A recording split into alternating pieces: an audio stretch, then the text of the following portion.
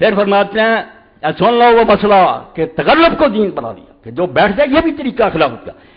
وما افسد هذه الامه امرها وزالها ملكا الا جعلوا تحت هؤلاء الجبارين الباغين واجبة شرعا الاطلاق.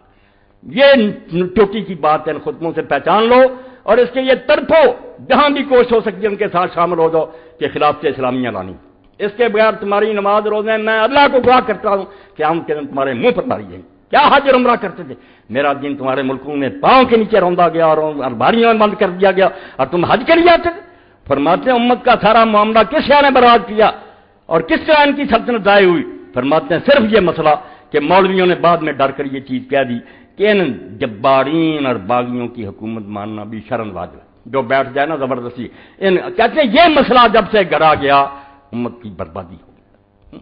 اور اس کو ختم کرنے کے لیے امام حسین نے وہ کام کیا جس کی برکت میں پڑھوں گا. امام ابن فرماتے ہیں حسین نہ کہتا مور لگ گئی کہ واقعی یہ اس نے کہہ دیا کہ سب غلط ہو رہا، کرتے رہیں یہ، مگر یہ دین نہیں، یہ جبار نہ ہمارے خلیفہ نہ ان کی. فرماتے ہیں جو انہوں نے مطلق کہہ دیا کہ جو ظالم بیٹھ جائے اس کی اطاعت فرض ہے، وجعل التقلیب امرا شرعی، وجعل التغلب امرا شرعی، اور یہ بھی مسئلہ بنا دیا کہ امت چنے کم بایت اہل الاجتہاد من الامر واہل حل وقت للامام الحق، کہ نیک خلیفے کو جیسے نیک لوگ چنتے جس طرح وہ ہے اس طرح زبردستی بیٹھنے والا بھی صحیح ہے. کہتا جب سے یہ مسئلہ بنا فقہا محدثین نے کتابوں میں لکھا حکومتوں کی بس چاندی ہو، مزے کر رہے ہوں، کہتے ہاں مولوی حضرات آؤ، علماء اور مشائخ کانفرنس ہو رہی ہے، کھانے پکے کھاؤ، میزوں پر گر پکتے ہیں یہ ملا. آپ اخباروں میں پڑھتے کھانے پر ہی جبر پڑتے دین بیچتے ہیں نا. تو فرماتے ہیں جب سے یہ مسئلہ بن گیا کہ لوگ چنے یا زبردستی بنے، یہ شرعی ہے کام. تو فرماتے ہیں اس سے زیادہ بربادی پھر دین کی کیا ہونی. اور یہ سارا سلسلہ جو ہے اس لیے ہوا کہ لوگوں نے حضرت ابو بکر کا حضرت عمر کو بنانا اس کو بھی اس کی طرح سمجھا، وہ بنایا نہیں، پھر جیسے ہوتی تجویز بنا لیا سب صحابہ کو کہ میں اس کو پسند کرتے ہو، لوگوں نے مرضی سے کہا پسند. بعد میں سارا مجمع اکٹھا کیا کہ میری نظر میں اچھا کوئی ان کا رشتہ دار تھا، کوئی بھائی تھا، بھتیجا.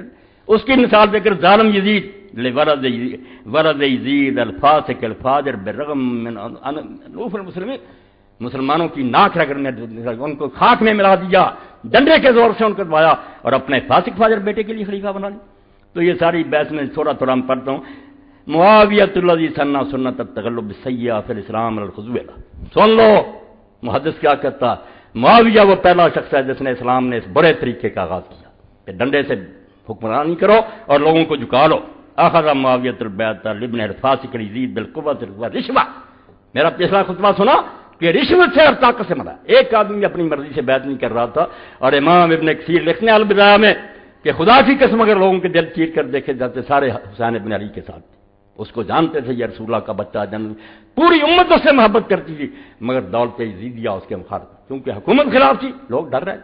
فرزدق نے یہی بات کہی شاعر نے جب مکہ سے باہر حضرت امام حسین کی ملاقات ہوئی، پوچھا کوفے والوں کا کیا حال ہے؟ فرمایا دل تمہارے ساتھ ہیں، تلواروں ظالموں کے ساتھ ہو. یہ حال ہوتا پبلک کا، میرا تمہارا بھی ہے کہ آ جائے کوئی پولیس مین ہم جی ہاں ٹھیک ہے.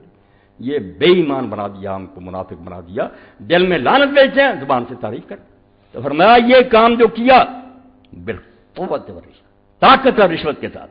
ولم یلقا معاویہ مقارنہ تذکر بالقول بالفعل لا فی الحجاز.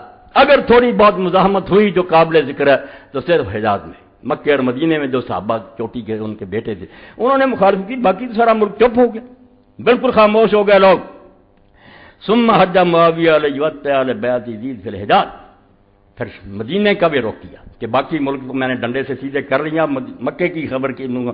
فکلم کبار الحق والعدل ابناء ابی بکر عمر الزبیر. ان سے بات کی کہ تم بھی خلیفہ مانو، ابو بکر کے بیٹے سے، زبیر سے، حضرت امام حسین سے. فخالفوا، انہوں نے کہا کوئی عقل کی بات کر، کیا خلیفہ مانے؟ یا رسول اللہ کی طرح چھوڑ جا کے امت چنے گی، یا ابو بکر کی طرح کر کے اپنے خاندان کو چھوڑ کر کسی نیک آدمی کو بنا، یا کمیٹی بنا دے حضرت عثمان. نہیں، کوئی بات نہیں منظور، بس اس کو منواؤں گا. فخالفوا وحددوا ان لم يرد شورى المسلمین. کہا اگر شورا نہ ہوئی ہم نہیں مانیں گے. ولكن صعد المنبر وزعم انهم سمعوا واطاعوا وبايعوا یزید وحدد من يكذب من برکت. اب دین پر آخری چھری، ممبر پر چڑھ گیا ان کی صاف باتوں کے بعد ان چاروں کو بٹھا لیا اور جلاد کھڑے کر دیے دو دو کہ تلواریں پکڑو، اور کہا اگر یہ زبان کھولنے لگیں تو انتظار نہ کرنا کہ یہ مجھے ٹھیک کہتے ہیں یہ جھوٹ کہتے ہیں، یہ نہ دیکھنا اس سے بات بگڑ جائے، بس زبان ہلتی دیکھو گردنے والا کیا رہی یہ چوٹی کے صحابہ نیچے بیٹھے ممبر پر، اور وہاں اعلان کر دیا کہ ساری امت کے سردار یہ لوگ ہیں، انہوں نے بیعت کر لی اور عزیز کی اطاعت کر لی، سراسر جھوٹ مسجد حرام میں۔ ہاں تو یہ کیا ہو رہا تھا کہ جو میری تکذیب کرے گا، اگر ان میں سے کسی نے کہا نہیں سر اڑاتا، تو فرماتے ہیں یہ ہے وہ ظالمانہ بیعت جس پر آخری فقرہ سن لو، وَإِنَّمَا سَيَّةُ الْمَوِيِّينَ الَّتِي لَا تُغْفَرُ مَا سَنُّهُ فِي قَاعِدَةٍ حُكُمِّيَّةٍ، حکومت الاسلام وہ گناہ جو ان کا معاف نہیں ہو سکتا، اور میں نہیں کروں گا میری گردن اڑ جائے۔ میں یزید کی شراب کو کوئی برا نہیں جانتا، اس کی نماز چھوڑنے کو کوئی برا نہیں جانتا، یہ سارے کام لوگوں میں غلطیاں ہوتی ہیں، انسان ہے، کمزوریاں، صحابہ کرام میں سے کئی نے شراب پی لی، کوڑے لگے، ایسی باتیں یہ قاعدہ اسلام کا جو تبدیل ہو گیا اس کو نہیں معاف کیا جا سکتا۔ فرماتے ہیں وَإِنَّمَا سَيَّةُ الْمَوِيِّينَ الَّتِي لَا تُغْفَرُ، ان کا وہ گناہ جو امت معاف نہیں کر سکتی، اگر رائی علم ہے ان کے پاس، مَا سَنُّهُ فِي قَاعِدَةِ حکومت الاسلام، جو حکومت اسلامیہ کا انہوں نے قانون بدل دیا، بنیاد ہی بدل گئی، عمارت ٹیڑھی ہوگی، فَهِيَ انتخابیۃ شورا فی الاختیار من الحل والعقد۔ خلافت اسلامیہ کا قاعدہ کیا تھا کہ چنیں گے لوگ مشورے سے، کوئی دباؤ نہیں، کوئی رشوت نہیں، کوئی پروپیگنڈا نہیں، کوئی پھرے نہیں، بلکہ یقین جانو یہ امیدوار جو بنتے ہیں لوگ ممبری کے لیے، یہ بھی اسلام میں جرم۔